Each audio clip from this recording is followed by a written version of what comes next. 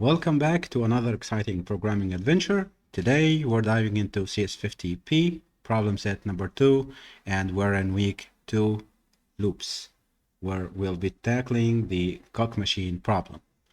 Imagine you're standing in front of a cock machine, grabbing that refreshing soda, but wait, you need to insert coins first. This machine accepts only 3 types of coins: 25 cents, 10 cents, and 5 cents of coins. Each time you insert a coin, it lets you know how much more you owe. Once you've paid at least 50 cents, it's cook time and you'll get the vending experience as smooth as possible. Let's open the problem set to see its details. So, as the problem set tells us here, suppose that a machine sells bottles of Coca-Cola, Coke for 50 cents. This is the price of one bottle of Coca-Cola, and only accepts coins in these denominations or categories: 25 cents, or 10 cents, or 5 cents.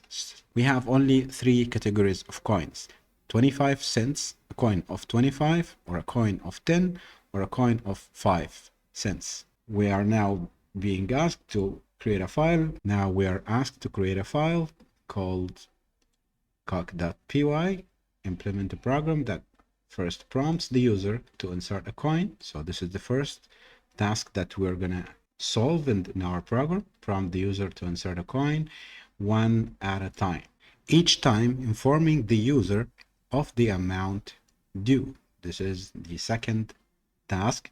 So we're gonna prompt the user to insert coins, and each time the user inserts a coin, he gets the amount due printed to the screen. Once the user, here comes the condition, once the user has inputted at least 50 cents, which is the price of one bottle of Coke, output how many cents in change the user is owed. So once the user inserts enough money to buy a bottle, which means 50 cents, then the program will print out how much the user is owed. So let's say he inserted 55, then the machine owes 5 cents, which is 55 minus 50, which means that you still, the machine will gives you back a coin of 5. Assume that the user will only input integers and ignore any integer. And here is a very important point: ignore any integer that isn't an accepted denomination, which means that the program will accept only 3 integers: 25, 10, and 5. Other than that, the program will not deduct the amount of the amount due. So if the customer inserted 35, we don't have a coin named 35. So the number 35 will not be deducted from the amount due. And here is an example of how things work. We run the file, then we get prompted first with the amount due, which is the price of the bottle, which is 50. We insert, then get prompted to insert a coin. Let's say we insert a coin of 25, then the 25, yes, it's legal. We have a coin 25, then the 25 is being deducted from the 50. Then we get another amount due updated, which is 25. Then we insert a 25, then the program will stop and give us the change owed, because the 25 has been deducted from the amount due, and then the change owed is 0. Let's move on. Assume we run the program again. The amount due is 50, insert coin 50, then amount due is 50. Why is that? Because we don't have a coin named 50. We have only 3 types, as you remember: 25, 10, and 5. Let's assume that we insert 49. 49 is not legal, a legal coin, so we get the same amount due, which is 50. Then we insert 25. 25 has been deducted. Then the amount due, or the remaining due, is 25. We insert another coin of 10. So the remaining is 15, another 10, the remaining is 5. We insert the 5, then the change owed is 0. Now let's move on to Visual Studio Code to see how to implement that. The good news is I have two versions of the code.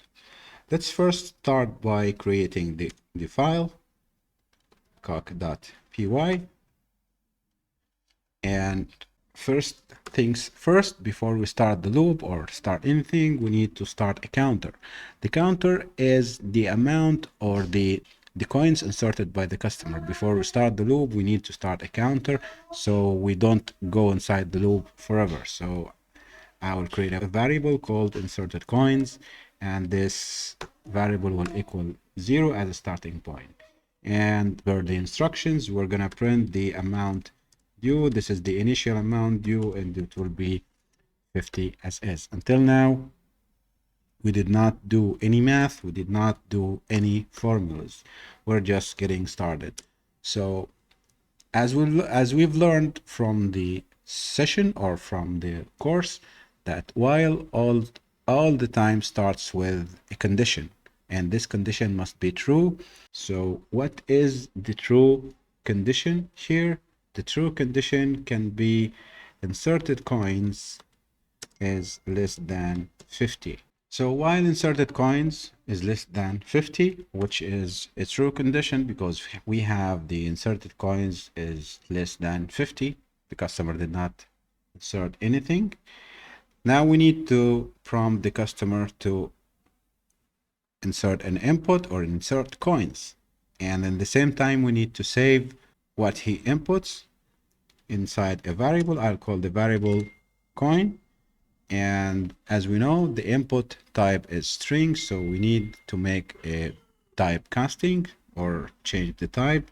So we will use input, and we will tell the customer to insert, as per the program, insert coin. Now we need to have a condition to check if the coin type that the customer inputs, or let's say inserts inside the machine, is a legal coin. As we've seen from the instructions, let's check the instructions. The instruction tells us that the machine accepts only 3 categories of coins. How to check this? We need to check this through an if condition. So let's say if coin equals 25, or coin equals 10, or coin equals 5. Yes, great. What happens if the coin inserted by the customer is one of these denominations or one of these categories, 25 or 10 or 5? Then logically we have to update the inserted coins by the coin that the customer has inserted. How to do this in a Pythonic way? So we say inserted coins will plus equal the way to increment a variable or a number. So inserted coins will plus equal what the coin that the customer has inserted. If this condition is not true, the coin inserted by the customer, let's say the customer inserted a coin of 7. We don't have a coin of 7, so the coin of 7 will not be added to the inserted coin, right? We need also to add another condition, which is checking that the inserted coin has reached 50 or not. If it's less than 50, we need to keep printing on the screen the updated amount due, which we have written here. We need to compare it with the inserted coins. So we say if inserted coins is less than 50, then we will print, let's make it a formatted string, amount due, because in this time we're gonna have a calculation. So the amount due will equal the price of the barrel, which is 50, minus what? Minus the inserted coins. Great. Now we have checked the input of the customer. If the input is not one of these 3 categories, 25 or 10 or 5, the number or the amount or the coin will not be added to the inserted coins. If the coin or the number entered by the customer or inserted inside the machine, let's say, equals one of these numbers, 25 or 10 or 5. So in this case, the number will be added to the inserted coins. Then we will compare the inserted coins, the total of the inserted coins, to the amount due to update the screen or to update the customer with the amount due, and to see how much money he still has to pay to the machine in order to give him the bottle. Well, this is all about the while loop, and outside of the while loop, we need to print out the change out. So let's say if the customer has inserted coins of a total of 55, let's say, so the change out will be, yes, 5, because we're gonna say the total coins inserted, which is, let's say, 55 minus the price. It's a fixed price, which is 50. Then the change out is 5. How to do this in one line? So print f change out will be, yes, curly brackets to insert the formula, exactly the inserted coins minus the price, the fixed price, which is 50. Let's check that out. First, let's save, check, Python of cock.py. Things are starting to go well. The amount due is 50. Let's say we have entered 35, which is a wrong number or not a coin. It's not going to be deducted, and this line will not be executed, and we will be prompted to insert coin. So let's say we've inserted a coin of 25.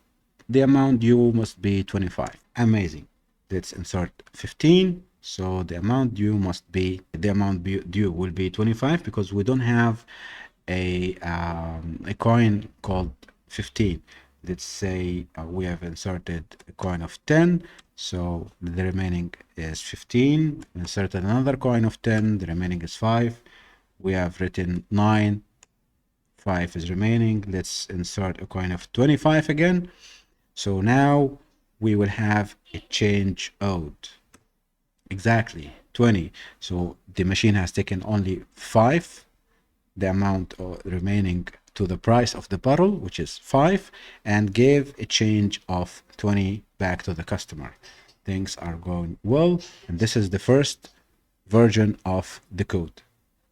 The second version uses continue and break statements, and we call them control flow statements. Let's move on to the next version of the code.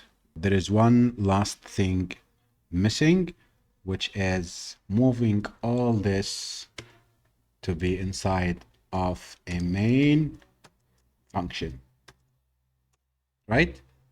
This is what we have learned, and this is the best way to have a code or to define function. You have to add a main function. So to call it from here, if name equals main, this is the right way, then we're gonna call main. Let's give it another try. Python of cock.py, amount due 50, 3 is the wrong number, 25, 10, 17, 5, and 25 again. Things are working just fine. In this second version, as we said, we have to use continue and break. Continue moves the code to the next iteration, but without breaking the loop itself, while break breaks outside of the loop, so it ends the loop. So continue statement moves us to the next iteration without breaking the loop, but break statement breaks outside of the loop. So what do we have to change in this code? Most of the code will remain the same, but will start from here. Instead of while inserted coins is less than 50, which is true, we will start by while true in order to use break to break us out of this loop, and things will be the same. Let's go back to save your time. So here it's gonna be while true, coin equals int input, insert coin, it's the same. And if coin, here we can change this. Instead of this long line, we can say if coin in a list of 25, 10, or 5. But in this time, we will say if coin not in this list. So if coin not in this list of 25 or 10 or 5, what will happen? We will print this line as is. We're gonna print amount due is 50 minus inserted coins, and we will not add or increment the inserted coins because the number is not one of the numbers inside this list. And then we will continue. Continue here means what? Continue means that we will start the loop again. We will keep asking the customer if the coin is not inside, is not one of the numbers inside the list. We will print this line and we will keep prompting the customer. We will continue prompting the customer to insert the same thing. And here we will change the inserted coin to be outside of F, because continue is enough. Continue will keep us looping until the customer inserts either 25 or 10 or 5. In this case only, we will get outside the loop and move on to the next line, which is incrementing the inserted coins by the coin or the right coin. Let's say the right coin that the customer has inserted inside the machine. This line will be the same. If inserted coins is less than 50, then we're gonna print or keep printing the amount due, which is 50 minus the inserted coins inserted by customer. But we're gonna add another line before the change. Here change we will put it outside of the loop, and we're gonna add an elif. The inserted coins is more than or equal to 50. We need to seek the change out, and this time if the total inserted coins are 50 or more, so we need to break the loop. Here we're gonna use break to break outside the loop and use, sorry, this was wrong indentation, and to use print change out and use the formula inserted coins minus 50 to give us the amount out. So these are the two versions. You can use either of them. I personally prefer the first version. It has less code and it does the same thing that is being done by continue and break. After all, you can do the same, you can have the same result with different types of codes, different lines of code. It's going to be up to you as a programmer. After you finish the code, you just do the checking, and on the Visual Studio Code, the online version related to CS50, you create a directory called coq, and then you move to this directory, create the file coq.py, or you can work directly on Visual Studio Code Online, copy the code from the local machine and make these checks. If everything is fine, this is very important. Line of code, check 50, CS50/problems /2022 /python/coq to check if there is an issue or there is a bug in your code. And if things are going fine and all the lines are green, then you submit your file. Good luck. See you in the next video with another problem set. Take care.